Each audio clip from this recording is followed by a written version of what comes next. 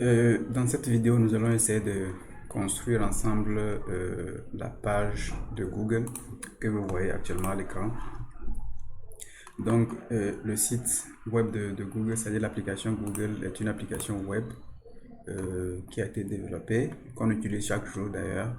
Donc, avec votre connaissance actuelle, si vous avez déjà une maîtrise, même sommaire de tout ce qui a été vu au niveau du HTML et CSS, c'est-à-dire les 5 premières vidéos de ce premier module, vous êtes parfaitement capable de pouvoir reconstruire cette application de Google que vous voyez actuellement dans le navigateur.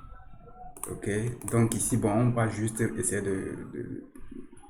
de programmer la partie interface utilisateur. On ne va pas s'occuper des fonctionnalités avancées. Par exemple, quand on saisit quelque chose ici et qu'on valide, ça là, ça ne compte pas. On va juste essayer de reproduire la page d'accueil de Google sans les fonctionnalités. Mais si vous y arrivez, c'est déjà un grand pas parce que si les gens vont commencer par utiliser l'application, c'est l'interface utilisateur qui va attirer les gens d'abord. Donc il va falloir commencer par bien designer l'interface que vous voulez présenter à votre utilisateur. Donc voici un peu l'interface qu'on aura construit, la page web de Google. Vous allez voir que c'est pas aussi compliqué que ça, c'est très facile d'ailleurs, on va voir ça ensemble. Donc le but de cette vidéo, c'est de vous montrer comment est-ce que nous pouvons déjà designer, avant de commencer par écrire le code, designer le projet et l'application que vous voulez créer. Et puis ensuite, je vais vous montrer aussi l'usage de certains attributs CSS qu'on n'a pas eu l'occasion de voir dans les cours, dans les vidéos précédentes. Donc, je vous conseille de bien suivre et de pratiquer surtout à votre niveau. Dès que vous suivez la vidéo, essayez de pratiquer en même temps pour voir les résultats chez vous aussi. Donc déjà, ce que je vais commencer par faire, c'est de regarder très bien l'architecture de cette page que je veux construire. Donc déjà, nous avons l'application de Google comme ceci. Toute l'application, la page web, c'est ce que nous voulons construire, toute la page web là. Ok.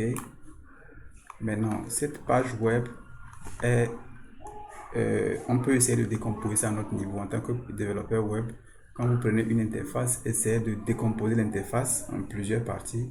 Comme ça vous facilite beaucoup le travail.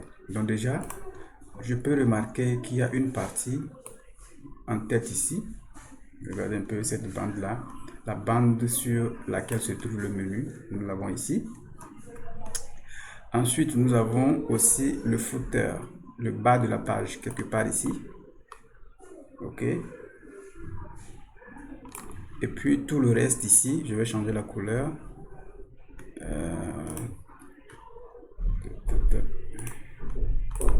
Et puis le reste là, c'est le contenu de la page. D'accord, à partir de l'image de Google, c'est le contenu. Donc on peut voir clairement que nous avons affaire à 3 parties. Bon, tout dépend aussi de tout le monde. Vous pouvez essayer de designer ça à votre manière. Mais moi, clairement, ce que moi j'ai vu actuellement ici, c'est une partie home qui est composée des éléments du menu, une partie et footer où on retrouve certains liens sur la page et le reste, le contenu qui se trouve au milieu du navigateur. Donc, c'est important de déjà essayer de faire ce premier travail sur la page web que vous voulez construire. Comme ça, vous avez une idée de ce que vous allez construire, une idée de comment est-ce que le code sera architecturé. Donc, c'est très important cette partie.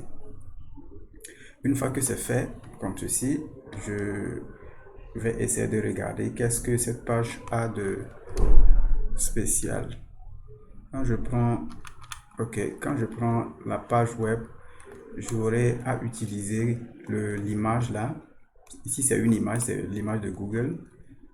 Donc, je vais essayer de télécharger l'image là. Ok. Mais bien avant, je vais créer un dossier pour ce projet. Dans ce projet là, je vais aller sur le bureau et puis je vais créer un dossier Google. Ok. Donc, je reviens. Ici, je vais télécharger l'image là parce qu'on va l'utiliser dans le code. Donc, je vais essayer de télécharger. Je vais l'ouvrir dans un autre navigateur, comme ça vous voyez un peu. Voilà, c'est une image, on peut enregistrer ça. Enregistrer sous. Je vais l'enregistrer au bureau dans le dossier Google que je viens de créer. Ok, je vais nommer ça logo. Logo de Google. Ensuite, ça aussi, j'ai besoin de ça, de l'image là. Donc, je vais faire fichier. Je vais enregistrer si c'est possible, même dans ouvrir.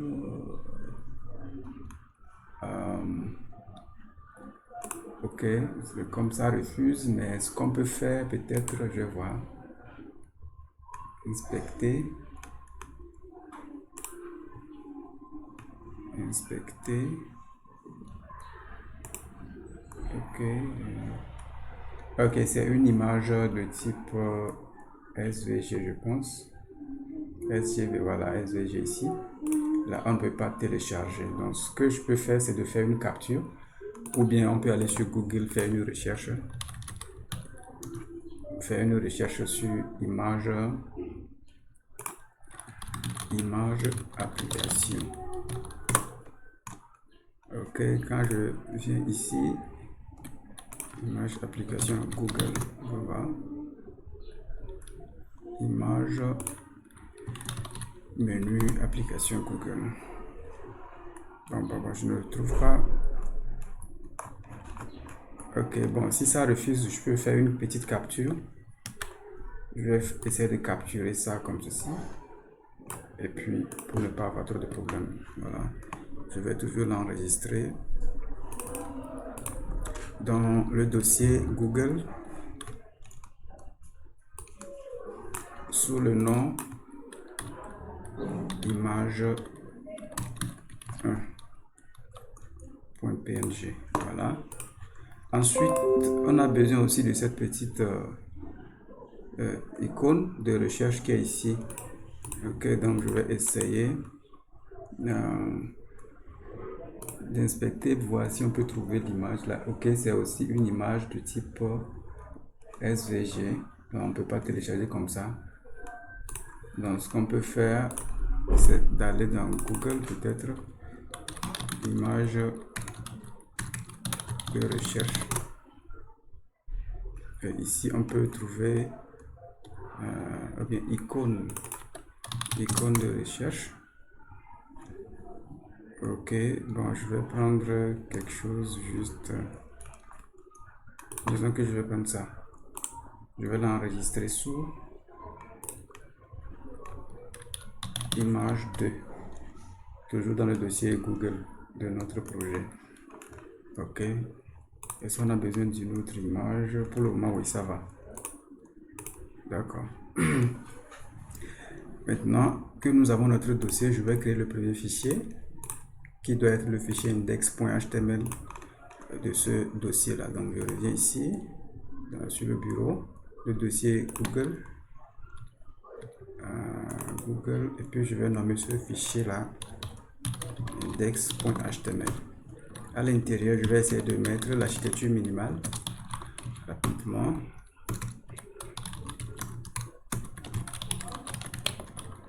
Header.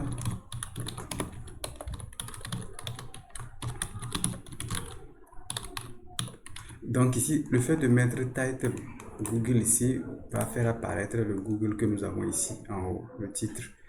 Donc c'est ce que je viens de faire. Ensuite, je mets le méta. char7 égale à UTF-8. Maintenant, le body de mon application. Ici, le contenu. Voilà. Ensuite, je vais essayer de rentrer dans mon dossier. Je vais rentrer dans mon dossier Google. Nous avons le fichier index ici que je vais essayer d'ouvrir avec Firefox. Ok, ça va s'ouvrir un peu. Mon ordinateur est un peu lent. Je vais changer. Avant, j'utilisais l'ordinateur de mon petit frère, il a repris ça hier. Donc, si cet ordinateur est un peu lent, donc on va essayer de faire avec. Ok. Voilà, c'est ouvert.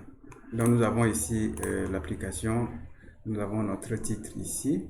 Le titre de l'application Google qu'on a mis dans le code, dans la partie title. Et nous avons le contenu même ici. Donc, avant de continuer, je vais essayer de toujours refaire le partage d'écran. Non, c'est pas. Le code doit se trouver ici.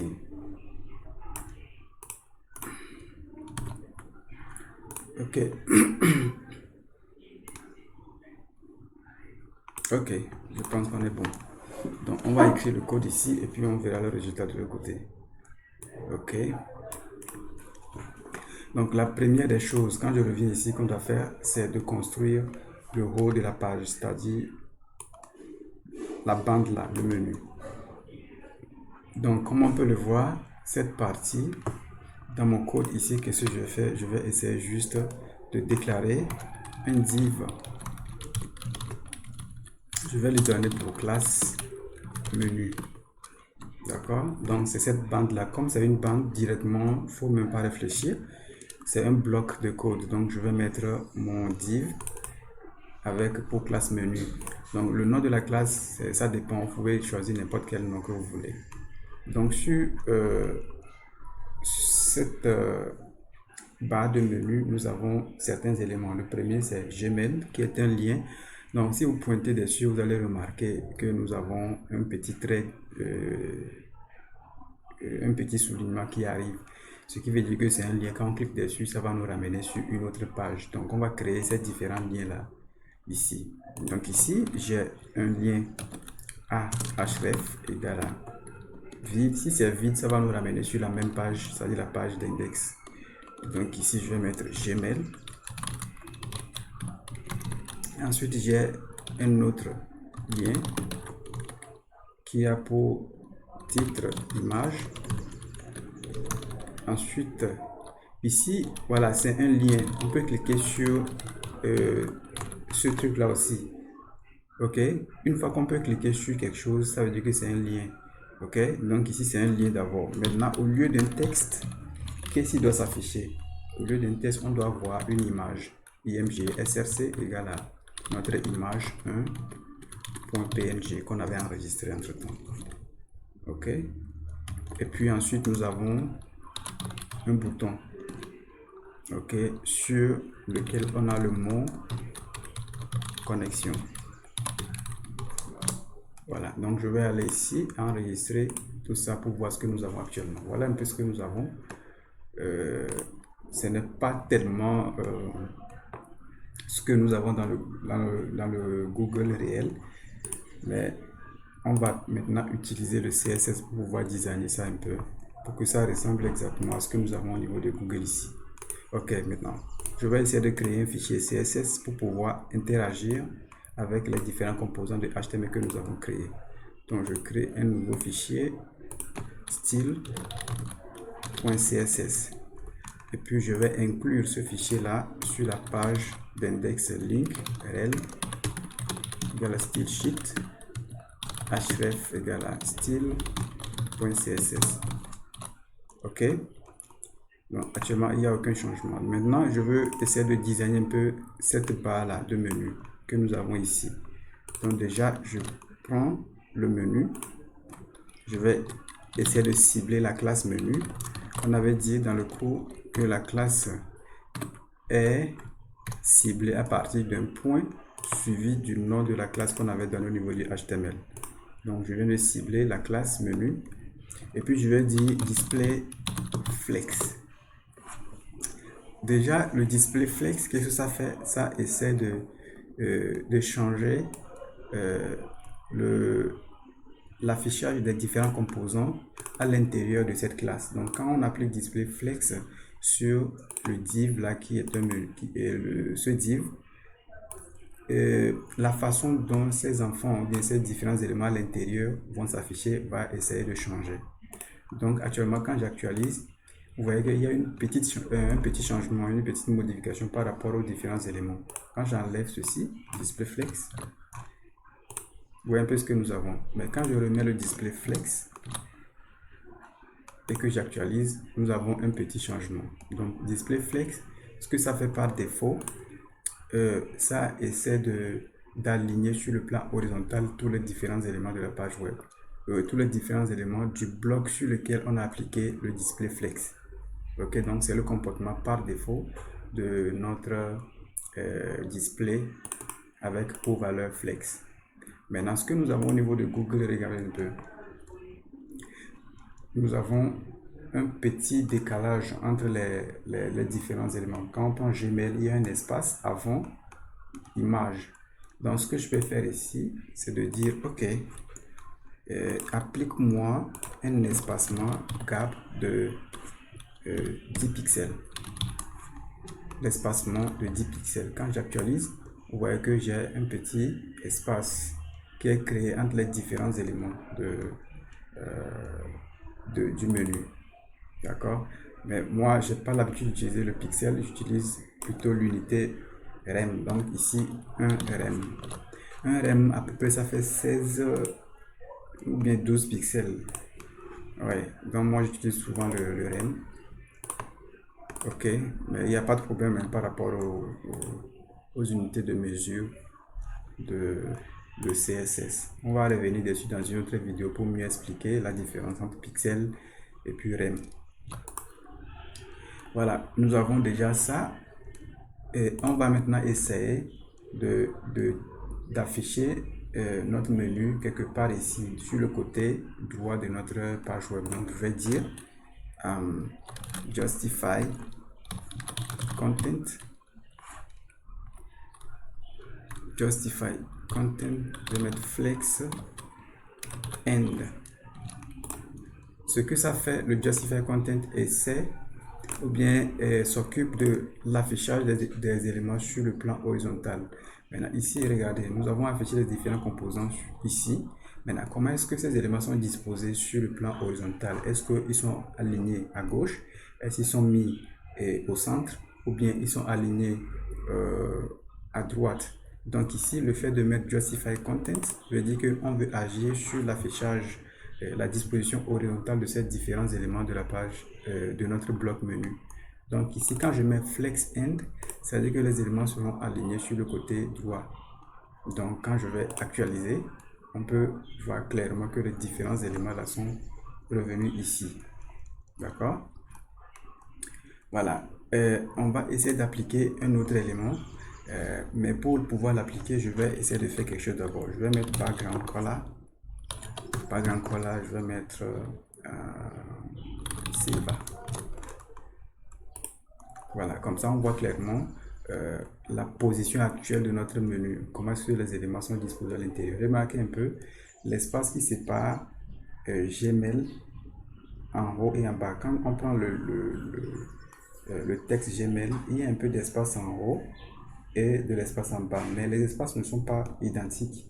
Donc on peut essayer d'agir sur la disposition verticale des éléments dans ce div là en faisant ceci: align items center. On veut que les éléments soient alignés sur le plan vertical correctement. Voilà, quand j'applique ça, on voit clairement que tous les différents éléments ici sont bien alignés sur le plan vertical. C'est centré sur le plan vertical.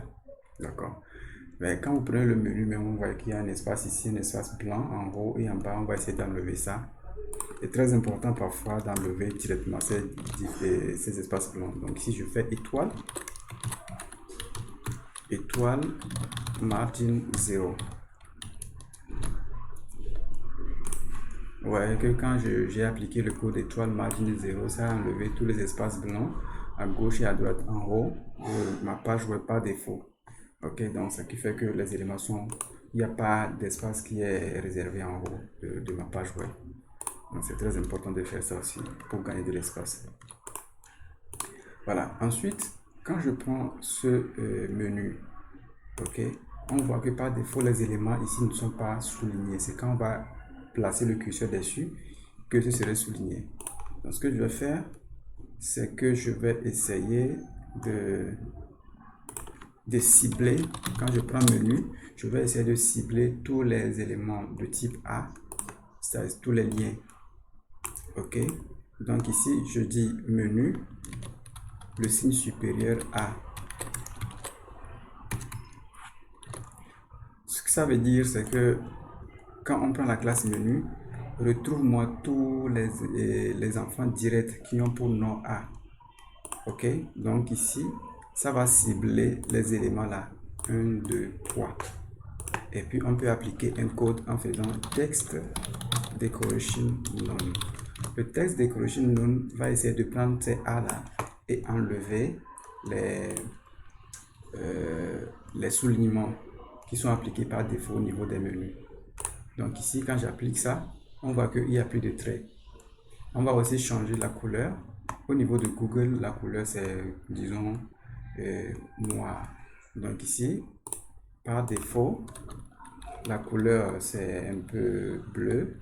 Donc ici, je vais dire color black. Quand j'actualise, j'ai une couleur noire. Black, c'est bon. Bon, je vais mettre gray.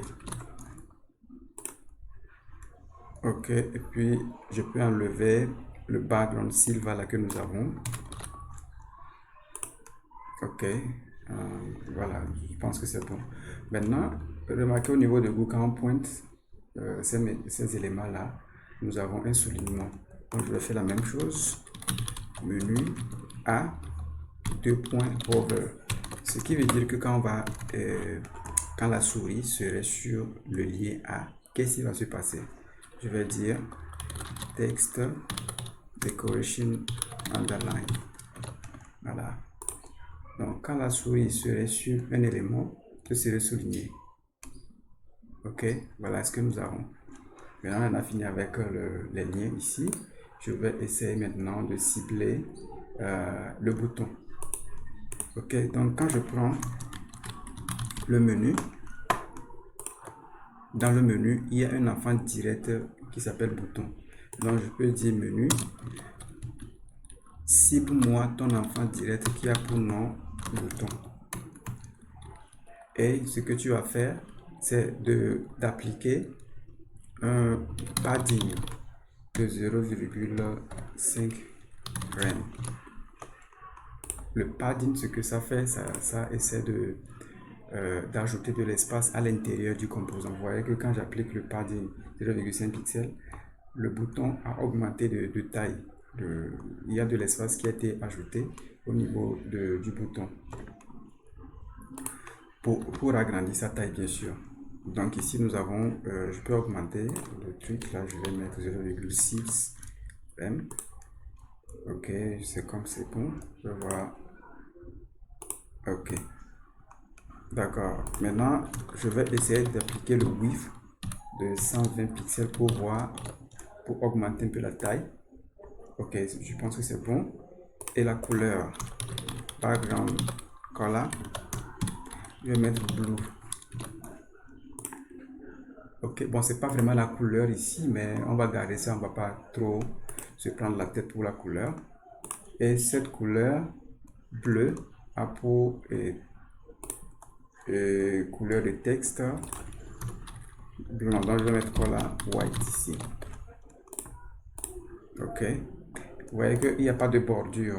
C'est ce que, regardez, pour notre bouton a une bordure un peu, je sais pas quelle couleur, couleur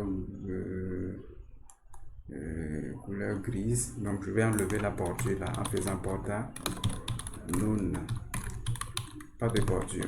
Border none, ça enlève totalement la bordure de mon bouton. Seulement que quand on pointe, il n'y a plus le truc de, regardez un peu, quand je pointe ici, il y a le curseur qui a changé de position, de type. Regardez un peu. Alors qu'ici, il n'y a rien qui se passe. Donc, on peut dire curseur pointer. Comme ça, quand j'actualise, je reviens ici, on a le même effet. D'accord. Maintenant, remarquez au niveau de Google, ici, il y a un espace en haut de ma page web. Donc, ce qui veut dire que je peux appliquer un padding à mon menu voyez la classe menu, je vais appliquer un padding de 1 rem. Comme ça va essayer de créer de l'espace et ce n'est plus totalement collé. Mais notre bouton là aussi a une bordure au niveau de Google. Je vais appliquer la bordure là aussi. Border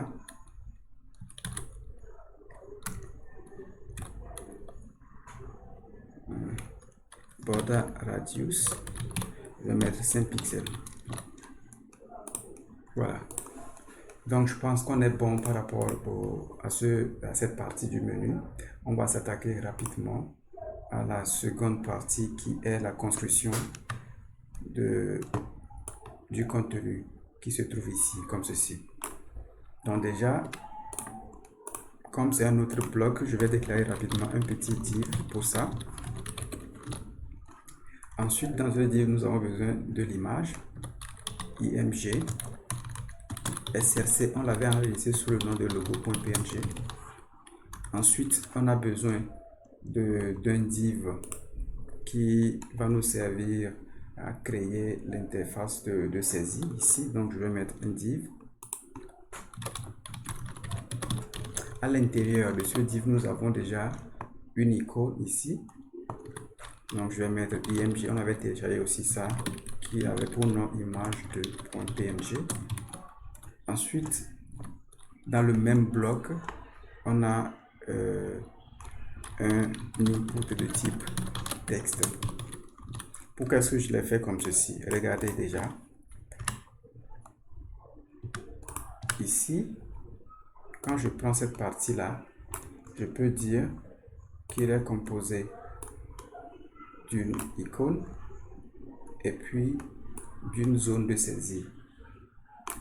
Ok, donc ici j'ai déclaré un div qui représente tout ça et à l'intérieur du div j'ai une image et une zone de test ici. Donc c'est ce que je viens de faire. Il y a le div, toute cette zone là. Ensuite il y a une image qui est l'image de la recherche et puis la zone de saisie même qui est ici. D'accord.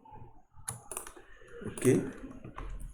Ensuite, à part ce bloc là, j'ai un autre bloc qui contient deux boutons. Donc je mets encore un autre div.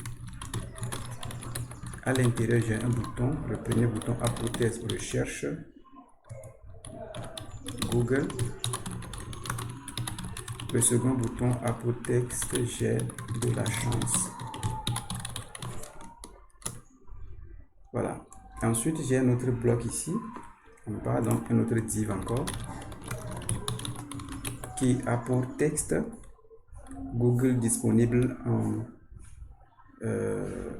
EV. Donc ici, je vais mettre directement le texte Google disponible en deux points. EV, vous voyez que EV là, bon, je vais mettre EV. Mais ici, quand je clique dessus, bien quand je pointe déjà, c'est comme c'est un lien. Donc ici, au lieu de mettre directement EV, je vais l'englober dans un lien, dans une balise A. Ok, voilà, nous avons déjà mis en place tous les composants nécessaires pour cette partie du milieu. On va voir ce que ça donne comme affichage. Regardez un peu, c'est un peu trop bizarre, mais ne vous inquiétez pas, on va rapidement designer ça avec le CSS pour qu'on puisse avoir un bon résultat. Donc déjà ici, je vais mettre un petit attribut classe. Je vais nommer ça content. Ou bien oui, bon, content c'est bon. Le nom de la classe, c'est à vous de choisir. Comme ça, vous allez vous retrouver dans le code CSS. Donc ici, je vais cibler content. Et puis, je vais appliquer un background pour qu'on puisse voir là où on est exactement au niveau de ce bloc. Ok, donc nous avons actuellement ce bloc-là. Ce que je vais faire, je vais essayer d'appliquer display flex dessus. Si vous suivez très bien jusqu'ici, si j'actualise la page là, le comportement qu'on devait avoir, vous devez deviner ça. Donc si vous voulez, vous pouvez mettre pause sur la vidéo et deviner un peu ce que je vais dire par la suite. avant de revenir pour voir si vous avez bien suivi là, ce qu'on a fait au niveau du menu. Quand on applique display flex, c'est quoi le comportement par défaut? Donc ici, ce que je dois avoir, c'est que les éléments là, tous les 4 blocs, c'est-à-dire quand on prend le contenu, la classe content, il y a un élément, 2, 3, 4 éléments. Donc les 4 éléments, les 4 enfants directs de ce bloc seront alignés sur le plan horizontal. Remarquez. Vous voyez un peu, nous avons l'image ici. Ensuite, l'icône. Il y a l'image, la zone là, cette zone, et puis cette zone. Vous voyez que c'est parti. Tous les éléments sont alignés sur le plan horizontal. Donc ça, c'est le comportement par défaut du display flex. Maintenant, si vous voulez changer le comportement, c'est-à-dire que au lieu d'afficher, d'aligner les informations ou bien les composants sur le plan horizontal, on peut les afficher sur le plan vertical en faisant ceci. Flex direction column. Je veux afficher les informations par colonne. Donc ici, quand j'actualise, j'ai le résultat suivant. Ok, donc par défaut, c'est row. Flex direction row par défaut, mais on peut changer ça en colonne comme ceci. Ok, voilà un peu. Donc on peut voir que les éléments sont alignés sur le plan vertical. Maintenant, on va essayer d'agir sur les différents composants de ce bloc là. Remarquez déjà à ce niveau que nous avons une image beaucoup plus petite au niveau du site réel de Google que chez nous. Chez nous, c'est beaucoup plus large. Donc, je vais cibler cette image-là. Donc, content. Je vais dire à mon CSS d'aller dans content et de trouver l'image, le premier, l'enfant direct qu'il y a pour notre image, et de dire d'afficher un width de 10%. Quand on prend l'image réelle, essaie d'afficher 10% de sa taille. Ok, donc on voit que c'est trop petit. Je vais afficher 30 pixels. Ok, c'est trop petit encore. Prenons 40 pixels. Bon, c'est pas pixel, mais c'est pourcentage. C'est-à-dire quand on prend la taille réelle de l'image, on peut dire d'afficher cette taille-là à 40% de sa taille originale. Mais ça ne va pas couper l'image quand même. Voilà un peu ce que nous avons. Désolé pour le bruit dans la maison parce qu'il y a un peu des personnes qui font un peu de bruit là. Je n'ai pas de choix pour le moment. Ok, donc ici nous avons Google ici. Voilà. Regardez clairement que les éléments sont affichés, mais au niveau de Google, dans le bloc là, dans ce bloc, les éléments sont alignés, sont centrés, je veux dire. Ok, donc dans le bloc content, on doit centrer les éléments aussi sur le plan vertical. Donc c'est ce que je vais essayer de faire ici. Quand je reprends le bloc content, je vais dire j'ai un machine ici, je vais dire align item. On avait dit que ça aligne au centre, ou bien ça met au centre tous les composants sur le plan vertical. Donc je vais mettre align item center. Comme ça, on voit que les éléments sont alignés sur le plan vertical. Ok, ne vous inquiétez pas, on va revenir tout à l'heure sur le truc là, l'icône là. C'est beaucoup plus large. Donc on va régler ça tout à l'heure. Donc on en a fini avec ça. Maintenant, je prends le deuxième bloc. Le deuxième bloc, c'est ici. Le bloc de l'image avec la zone de test. Donc je vais mettre ici une classe. Je vais mettre zone recherche. Ok, donc dans la zone de recherche,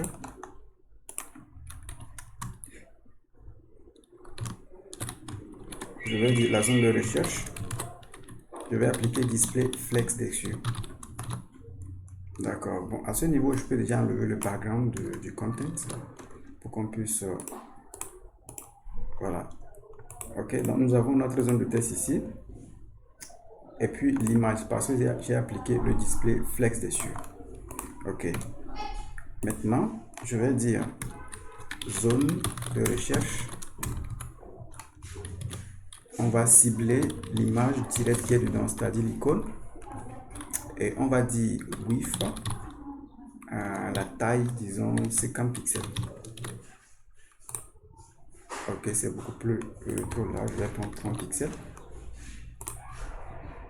Je pense que c'est bon. 25.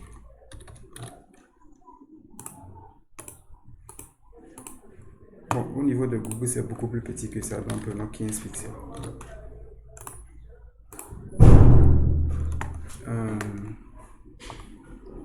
Ou bien 20. Voilà. 20 pixels. Ok, c'est bon. Ok. Donc, déjà, qu'est-ce que nous avons? Nous avons l'image qui est mise en place. Ici, chez nous, ici, c'est bien mis en place. Ensuite, nous avons la zone de saisie ici. Ok, donc pour pouvoir bien designer, je vais essayer de mettre un background color pour cette zone de recherche là. Background color, je vais mettre red. Voilà, ce ne serait pas visible parce que cette zone de recherche là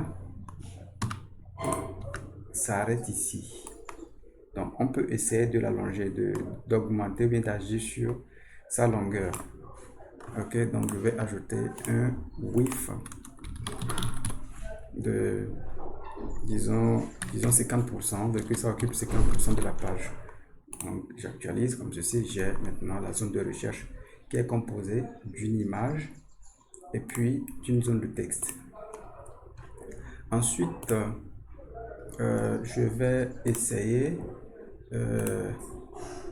d'agir sur la zone input à l'intérieur de cette zone de recherche. Donc zone de recherche, input, et puis je vais dire flex 1. Ce que je veux avoir comme résultat, c'est que à part l'espace que l'image de recherche a occupé ici, j'aimerais que cette zone-là, ou bien le reste de sa l'input, occupe tout l'espace disponible. Donc quand je vais faire ça, automatiquement, l'élément image est placé et le fait que flex 1 est appliqué sur la zone input, ça va occuper tout l'espace qui est réservé, ou bien tout le reste de l'espace, à part l'espace de l'image ici. Donc voilà un peu le résultat. Ok. Maintenant, remarquez à notre niveau ici, quand je clique sur le curseur, il n'y a pas... c'est comme l'icône se trouve à l'intérieur de la zone de recherche. Ce n'est pas le cas ici. On voit que la zone de recherche est séparée de notre icône. Donc on va régler ça en faisant ceci. Je prends mon input, je vais appliquer border none dessus. Ok. Maintenant quand j'applique border none, quand je clique ici, j'ai toujours la zone de recherche, je peux toujours saisir là-bas. Ok, c'est seulement la bordure que j'ai enlevée. Mais quand je clique dedans, on voit qu'il y a toujours le trait là.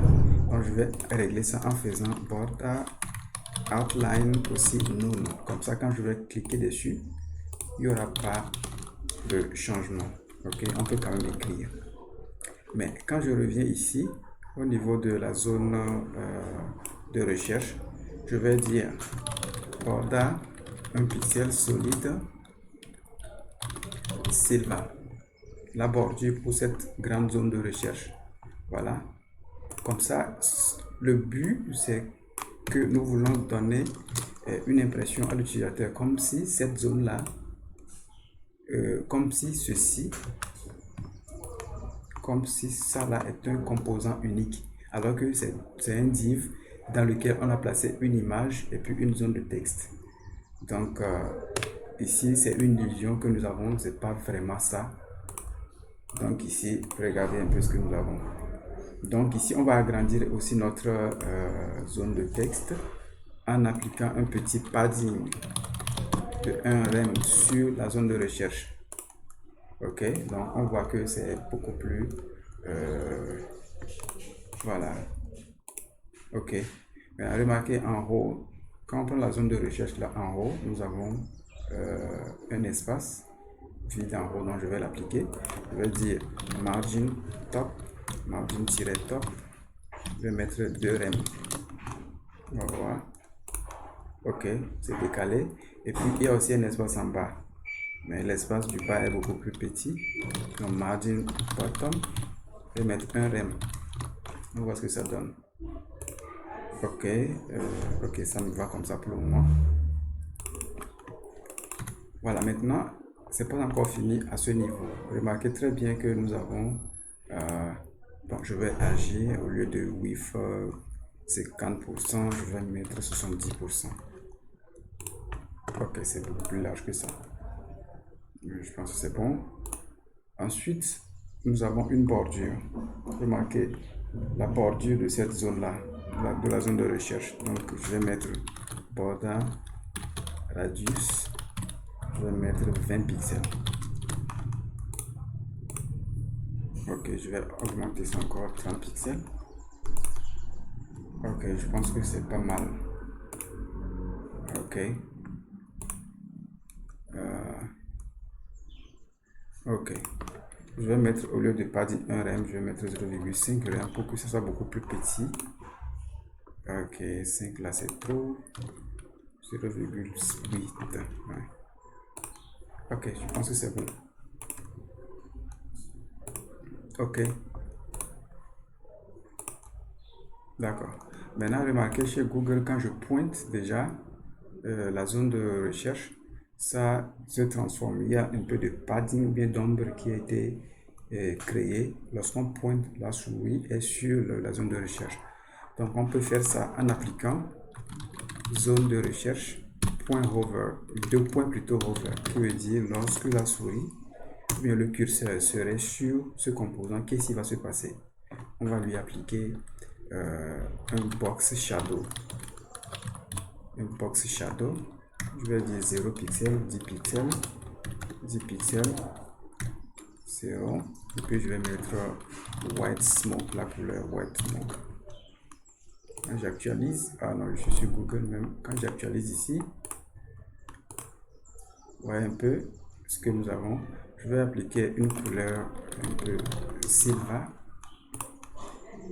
Voilà, on a un peu d'ombrage. Ok, c'est pas mal pour le moment. L'essentiel, c'est de comprendre un peu comment marche le box shadow.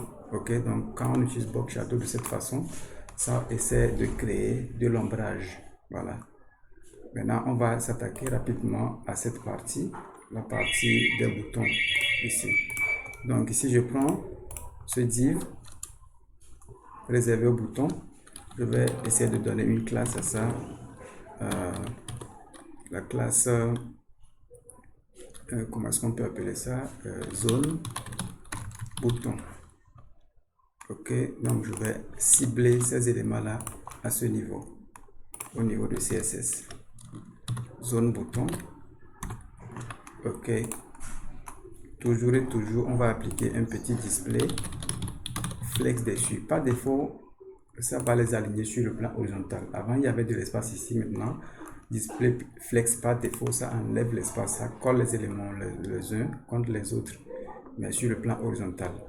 Donc ici, remarquez un peu, ces boutons-là, il y a un peu d'espace. Donc, je vais appliquer le gap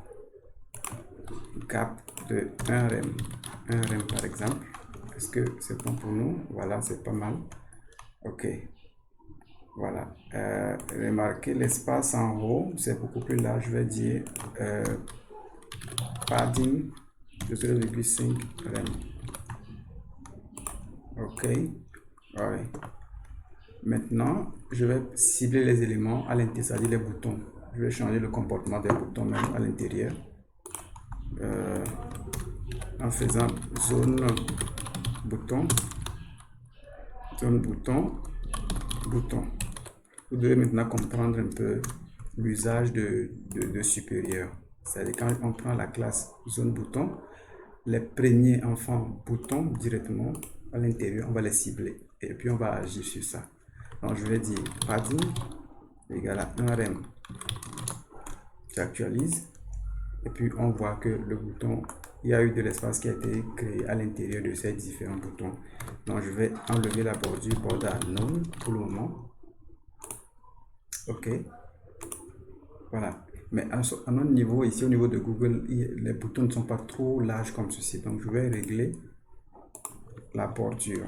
Le padding plutôt, je vais mettre ça à 0,6. Ok, je pense que c'est mieux. Voilà, c'est mieux. Ok, voilà. Je vais changer la couleur qui est dessus. Color gray. Ok, color gray. Ok, color gray. On va augmenter un peu la taille des couleurs, des textes sur les boutons. Font size. Un rem. Ok. C'est trop, je vais mettre 0,9 rem. Ok. Maintenant, je vais mettre curseur pointeur. Pour que quand on pointe, ça puisse se transformer en ceci. Ensuite, vous voyez que quand je pointe le bouton, ça crée de la bordure. Donc on va faire ça rapidement. Zone bouton over. On va créer de la bordure. Border, un pixel solide silver. Ok, donc un pixel c'est l'épaisseur de la bordure. Solide va rendre visible les traits. Et puis silver c'est la couleur. Ok, donc je reviens, j'actualise et je pointe. Vous voyez que nous avons le résultat. Ok. Ok. Voilà un peu ce que nous avons comme couleur. Ouais. On peut garder ça comme ça pour le moment. Et puis les bords sont arrondis au niveau des boutons ici, donc je vais appliquer un border radius 0,2 rem, ou bien je vais mettre plutôt 5 pixels. Ok, voilà, on voit que c'est arrondi chez nous aussi, il n'y a pas de problème, c'est bon. J'aimerais faire en sorte pour ne pas dépasser 1 heure de temps pour la vidéo. C'est pourquoi je suis un peu pressé. Voilà, mais le but c'est de reprendre à votre niveau, reprenez le code et puis vous allez voir que c'est très simple. Maintenant, je vais m'occuper de la partie là, la partie texte qui est ici. Nous avons un texte, c'est juste un texte. Je vais prendre ça et puis je vais mettre classe zone langue. Ok, donc je vais cibler cette zone langue là dans le CSS, zone langue. Je vais mettre un padding de 1 rem pour ça, pour faire descendre un peu. Ok, et je vais appliquer une couleur gray. Ok, et puis je vais réduire un peu la taille, font size de 0,8 rem. Non, c'est trop. 9. Ok. Et puis le lien qui est à l'intérieur, de ce bloc là n'est pas souligné par défaut. Donc je vais dire zone langue, cible le lien A et puis applique texte decoration none dessus. D'accord, on applique le texte decoration none, comme ça quand je reviens ici il y a le trait qui est parti, mais quand on pointe ça doit revenir. Donc je vais prendre cet élément, quand on va passer le curseur dessus, texte decoration serait underline. Ok, voilà, nous avons le résultat. Maintenant il reste à construire la partie, le bas de la page. Donc je vais agrandir un peu pour voir ici. Donc déjà le bas serait à notre niveau ici, le bas. Je vais créer un div pour ça aussi et je vais nommer ça classe footer. Maintenant, quels sont les éléments que nous avons sur ce bas-là? Sur ce bas, on peut remarquer deux parties rapidement. On peut remarquer une partie haut et une partie bas. Il y a une partie ici et une seconde partie ici. Donc, nous avons deux blocs à créer, deux divs directement dans ce footer. Sans réfléchir, div, un autre div et puis un autre div. Ok. Voilà. Donc ici, sur le premier div, ils ont marqué le texte Togo. Maintenant, je vais revenir dans le navigateur pour qu'on puisse voir le résultat chez nous. Je vais regarder un peu là où se trouve le truc là. Ok. Maintenant, le second div, c'est quelque part ici. Le second div au niveau de Google, il y a ce div là, qui est le second div chez nous. Mais ce second div est composé de cette partie,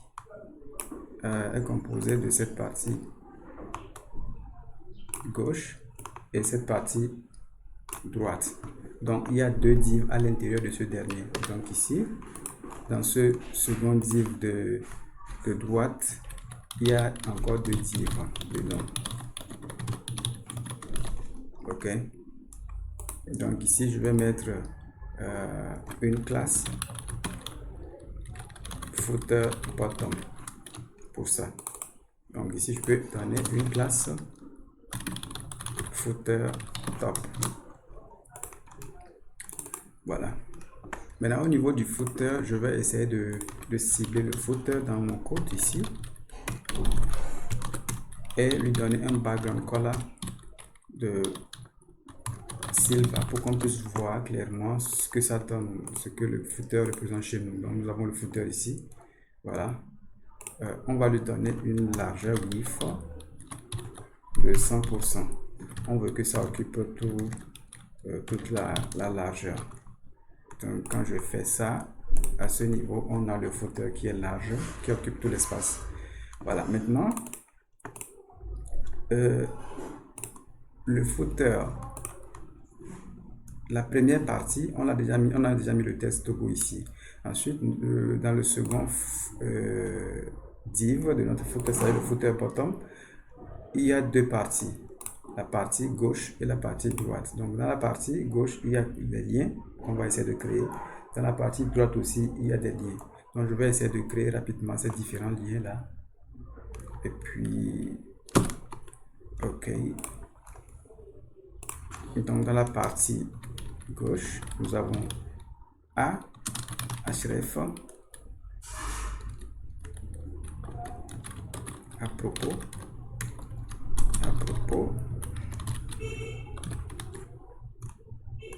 je vais faire copie, il y a 1, 2, 3, 4 liens. Le second texte c'est publicité, le troisième c'est entreprise, le quatrième c'est comment fonctionne la recherche Google. Voilà. Maintenant, le second div est composé aussi de liens. Le premier, c'est confidentialité.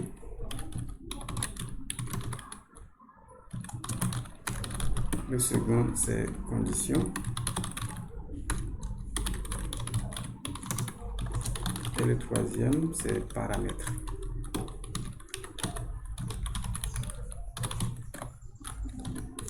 Voilà, je vais actualiser ça. Et voici le résultat que nous avons. C'est un peu bizarre pour le moment, mais on va régler ça. Désolé pour le bruit dans la maison, il n'y a pas autrement pour le moment. Et puis je copie ça. Puis je vais agir sur le footer qui est ici. Et dans le footer, nous avons une partie, footer bottom plutôt, nous avons une partie gauche et une partie droite. Donc je vais cibler le premier le footer même. Le footer bottom, je vais cibler. Et puis je vais mettre display flex. Quand je le fais comme ça, déjà, je vais agrandir comme ça, on va voir. Quand je le fais comme ça va aligner tous les éléments à l'intérieur côte à côte. Mais je vais dire, moi je veux pas cet effet là, je veux qu'il y ait de l'espace à l'intérieur de chaque élément de ce footer. Donc je vais dire justify content, place-moi de l'espace à l'intérieur, space between. Ok, donc quand je fais ça et que j'actualise, on voit clairement que le premier div à l'intérieur du footer bottom est à gauche et le second est à droite, et puis il y a de l'espace à l'intérieur. Donc ça c'est le rôle que joue le footer, le display content avec vos valeurs space between. Donc on peut toujours appliquer align item center pour que les éléments soient bien alignés sur le plan vertical aussi. Ok, donc nous avons ça. Voilà. Maintenant, remarquez que quand on prend le premier div, il y a plusieurs éléments à l'intérieur. Quand on prend le premier div du footer, il y a des éléments à l'intérieur. Même chose ici. Mais ces éléments-là, au niveau de Google, ne sont pas collés les uns contre les autres comme que nous avons ici. Comme ce que nous avons chez nous. Donc, je peux cibler chaque div ici en disant footer bottom. Prends-moi les divs directs. OK. Et applique-moi un display flex dessus. Ok, donc quand on prend ce div, on applique le display flex dessus. Pour le moment, il n'y aura pas trop de changement, seulement que les textes seront collés. Maintenant, on peut appliquer un gap de 1 rem. Voilà. Un peu ce que nous avons. Au niveau de goût, c'est beaucoup plus large que ça, donc je peux l'appliquer, je peux dire 2 rem. 2 rem. Ok, là on voit clairement que les éléments sont voilà. Ok, maintenant je vais changer la couleur. Au niveau de Google, la couleur c'est un peu dit gris. Donc ici je vais dire footer bottom div et puis les A à l'intérieur color gray. Voilà. Oui, et puis ces textes là ne sont pas soulignés, ces lignes ne sont pas soulignées. On va enlever le soulignement avec le texte decoration none. On j'actualise, voilà, on voit que c'est parti. Maintenant, une dernière chose à faire sur ce truc là, c'est que remarquez déjà, il y a de l'espace ici et ici pour tout le footer. Donc, si je prends mon footer qui est ici, je vais appliquer un padding de 1 rem. Comme ça va créer de l'espace à l'intérieur pour que les éléments ne soient pas trop collés les uns contre les autres. Ok. Voilà, maintenant je peux enlever le width de 100%. Ici. Il y a un petit souci. Ok, le width de 100%, c'est pas bon. Je vais appliquer width de 90%. Ok. C'est 99. J'essaie d'éviter le truc là, cette partie là. Mettons 95.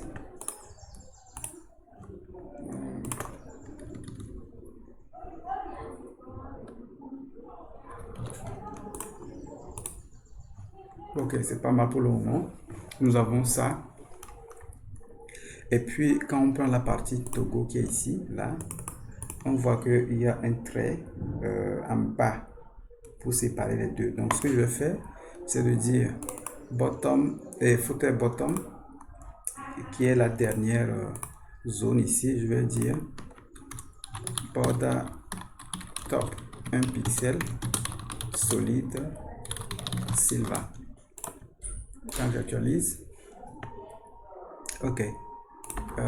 Silva, ça ne va pas apparaître parce que tout le footer avait déjà ce background là, donc ce serait confondu.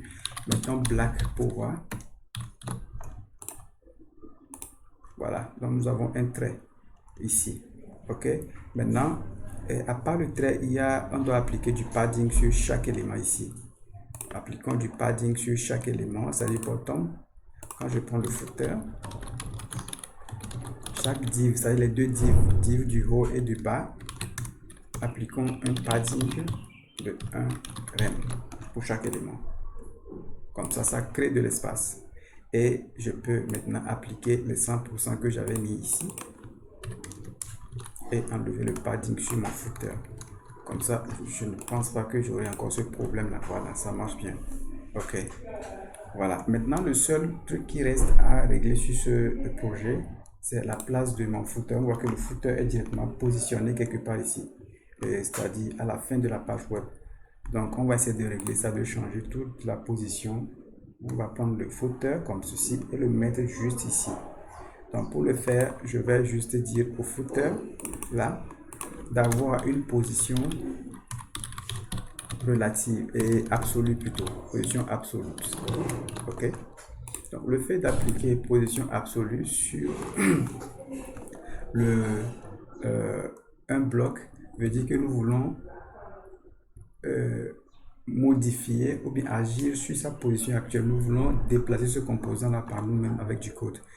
Et avant de déplacer un composant, il faut déjà regarder son parent. Ce composant là se trouve où par rapport à la page. Donc quand je prends ici le composant footer, son parent direct c'est ici. Son parent direct c'est content. D'accord? Donc on doit dire à content ici d'avoir une position relative. Donc si ce content qui est le parent du footer qu'on veut déplacer n'a pas une position relative, le déplacement du footer se fera à partir du body, c'est-à-dire le contenu, le conteneur principal de la page web. Donc on va dire à content ici d'avoir une position relative. Comme ça, le déplacement du footer se fera par rapport à ce bloc footer et content plutôt. Donc ici, je vais dire, remarquez quand je vais actualiser, il n'y a rien qui se passe. Mais je vais dire ici d'avoir un bottom de 0 pixel. 0 pixel, on n'a pas besoin de préciser le pixel. Ok. Quand je reviens et que j'actualise, on voit que c'est positionné par rapport au bas du content. Ok, mais si j'enlève la position absolue ici, voyons ce qui va se passer. C'est positionné par rapport à tout le body, c'est ce que je devais faire. Autant pour moi pour cette erreur. Donc, la position du footer doit être par rapport au body, c'est-à-dire à tout le document. Donc, j'ai enlevé la position relative sur le content. Mais ça doit vous permettre de mieux comprendre pourquoi on doit utiliser parfois position relative sur un élément plutôt que sur un autre. Si on place position relative sur content, ça veut dire que le déplacement du footer là se fera par rapport à ce content là.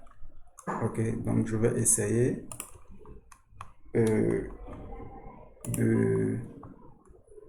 d'utiliser une couleur beaucoup plus adaptée pour le footer ici. Footer background color, disons white smoke, pour que ce soit beaucoup plus. Voilà, donc on a un peu notre Google qui est construit. Voilà un peu le résultat final. Donc le but c'est de vous faire montrer un peu l'usage de certains attributs CSS qu'on a vu jusqu'ici dans ce code là. Mais le côté HTML c'est très minime. Donc ce qu'on a fait généralement ou bien de façon principale dans ce exercice là, c'est l'usage de certains attributs CSS qui vous seront très utiles dans vos futurs développements des applications web. Donc je vous suggère de reprendre ce truc là, cet exercice là avec vous. Il faut essayer de reprendre ça par vous-même, autant pour moi, et puis poser des questions s'il le faut sur mon mail qui est le suivant. Vous pouvez m'écrire sur ce mail-là. Et puis, je vais essayer de vous répondre si vous avez des difficultés. D'accord, donc je vais essayer de mettre ce code source. Est-ce que c'est important de mettre le code source quelque part? Je trouve que si je mets le code source quelque part, ça va être, ce ne serait pas une bonne idée pour vous. Essayez de reprendre tout ça là par vous-même. Suivez la vidéo pas à pas et mettez les codes comme je le fais et essayez de comprendre surtout ce qui se fait. Et puis vous verrez que c'est très facile.